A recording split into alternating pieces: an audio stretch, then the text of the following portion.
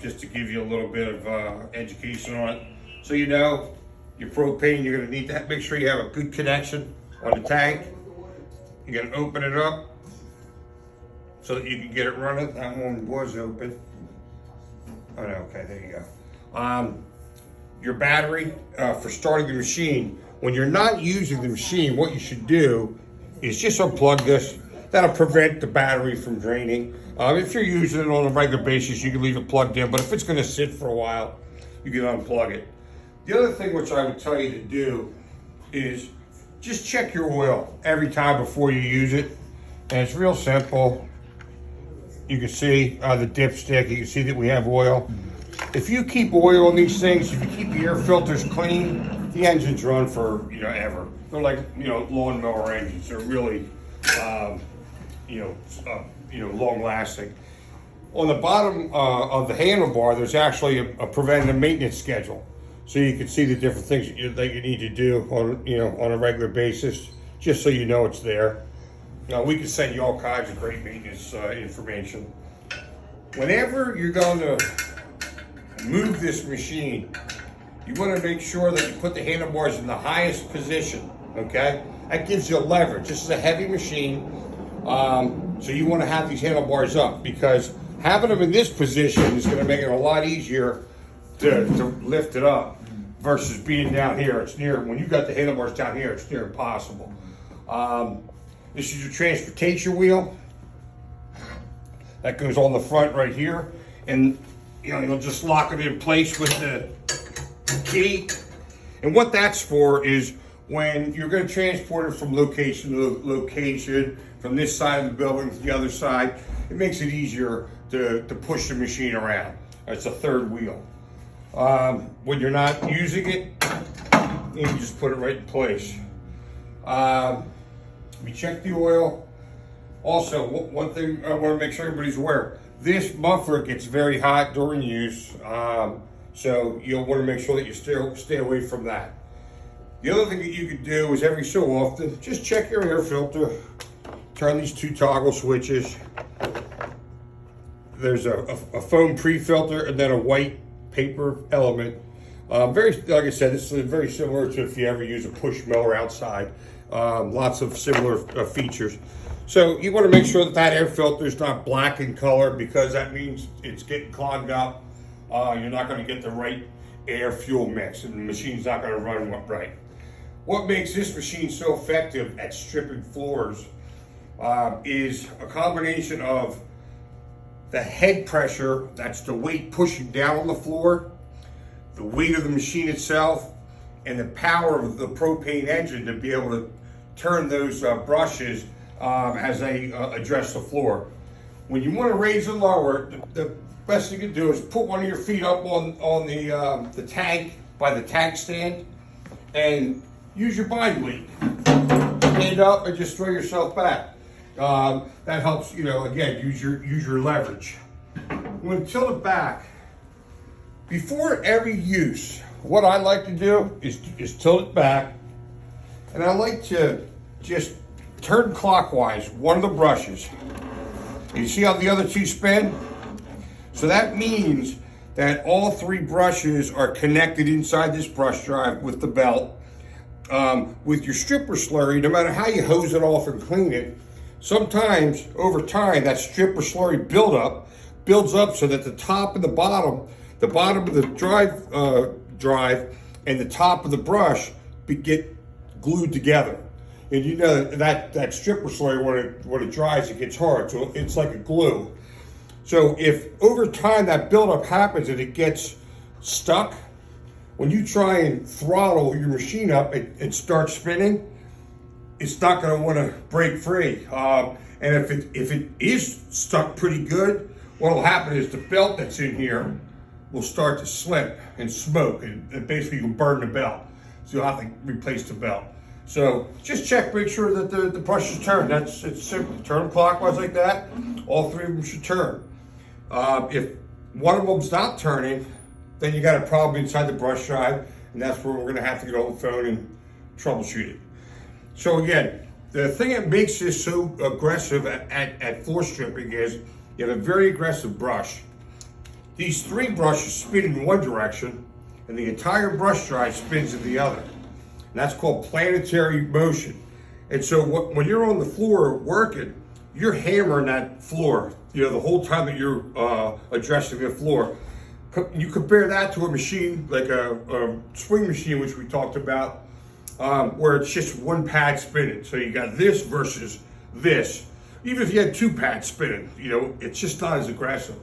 Those other machines, they don't have the weight, the head pressure pushing down the floor either. So when you have that head pressure, that's, again, when you combine all 3, the power of the propane, the aggressive brush, and then the head pressure, that's why this machine strips so well.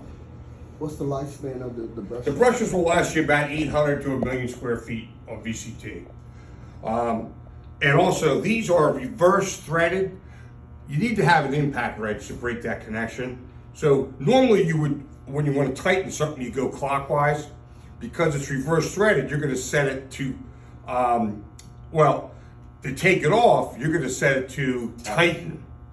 And you're going to want to go the way, but you're actually doing it in reverse, okay? This is your splash skirt. It floats, it should float. Sometimes as people bang this into the wall a couple times, it won't float, so you just got to, loosen that up, pry that up a little bit. But that's the other side of the machine.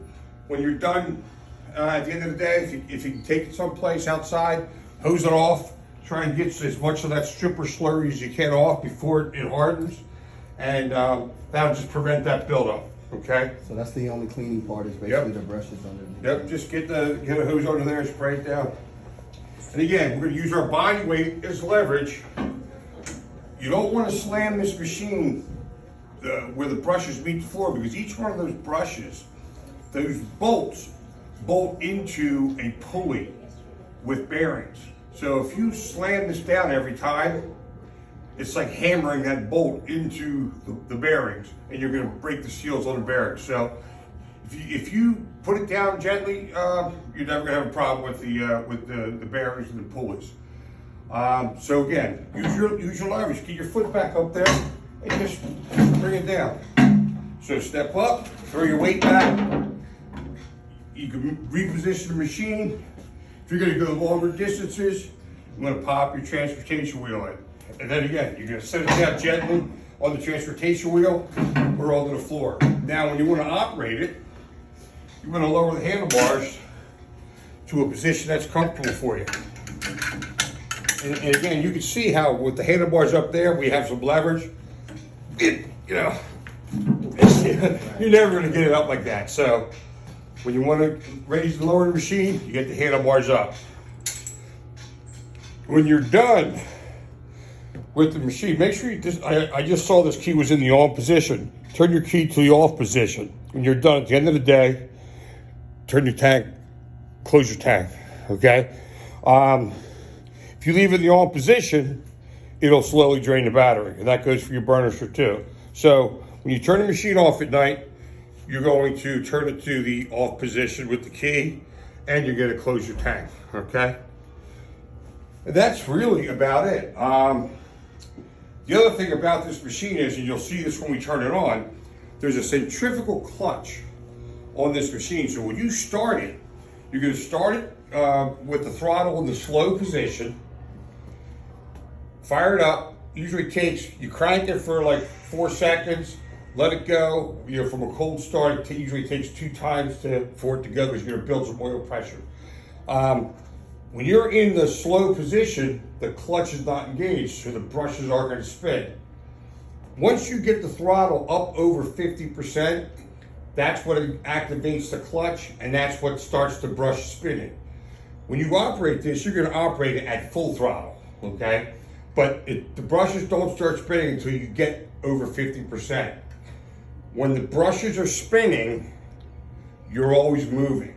If you have to stop for some reason, throttle it back below 50%, stop the brushes. Because if you don't, you leave this thing sit here with those brushes spinning, you're gonna drill a hole in the floor. All right, so when the machine brushes are spinning, you're moving. If you're gonna stop, just throttle back, and it'll go to idle, the clutch disengages. If you're gonna stop for a while, I recommend just turning the machine off Don't leave it idle too long, because what happens is the clutch heats up, it heats up the belt softens, and it can stretch, and you'll burn your belt. So if you're gonna stop just to move something out of the way, throttle down, you move it, come back, and you're ready to go again. But if you're gonna stop and go down, find your coffee cup or get a drink of water, just throttle down and turn it off. And you come back, it's easy enough to start again. Okay? All right, so what we're gonna do now is we'll put some water down, and we can go ahead and do a mop strip process. So you just mop out, just wet the floor up right in front of us.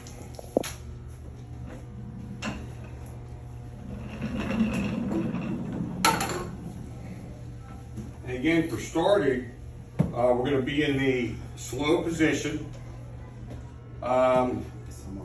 You know what? Let me just lift it up so you get a little bit of water underneath the brushes. All right, more water. Put some more water in there.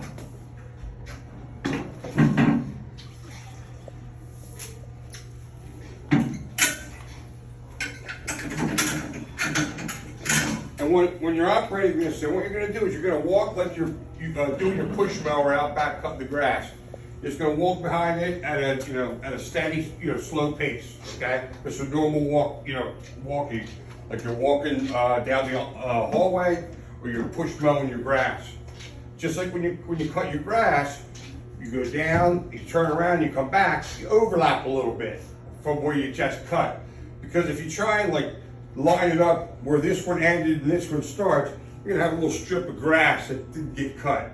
Same thing with, you're gonna have a little strip of floor that doesn't get stripped. So when you go down, you turn around, just overlap by about 10-20%, and you're getting the whole floor, because you want to get all the floor, either the material completely removed or the same amount removed, so you have a uniform looking floor when you recoat it. All right. So again, you start it. Handlebars in place. We turned our gas on. Just turn the key. Builds up a little oil pressure.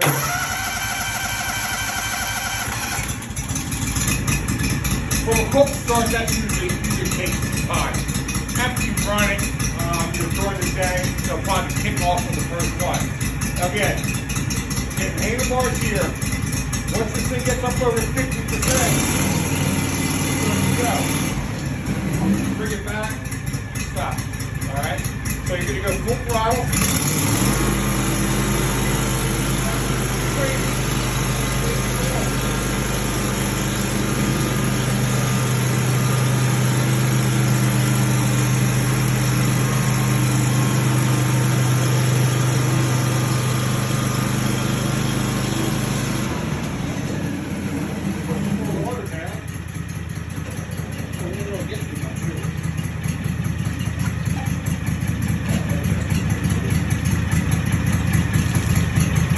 If you're stripped the floor, you're going to have a nice wet floor. And again, I went back and forth in a small room. You do that, but usually you do a bigger area. So you're going to go down, you then turn, come back. So what we can do is put some water behind us.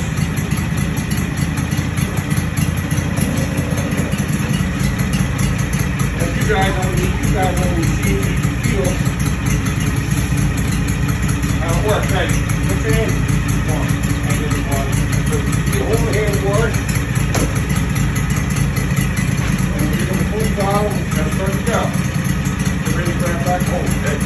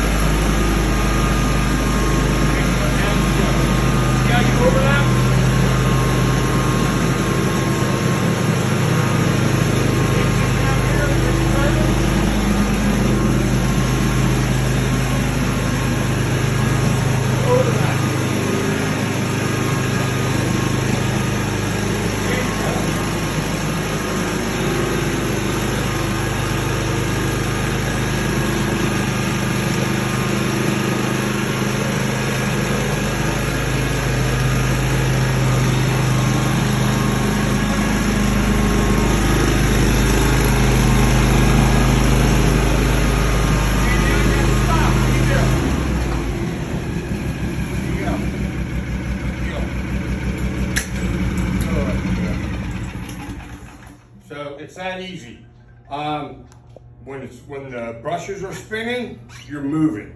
When you have to stop, you just bring back the throttle, stop the brushes from moving. It's that easy. When you're going up and down, you're just gonna overlap a little bit, just like when you cut that grass. And that way you're gonna strip or deep scrub the entire floor. You're not gonna have areas that haven't been hit. And with this machine, that's really what you're doing.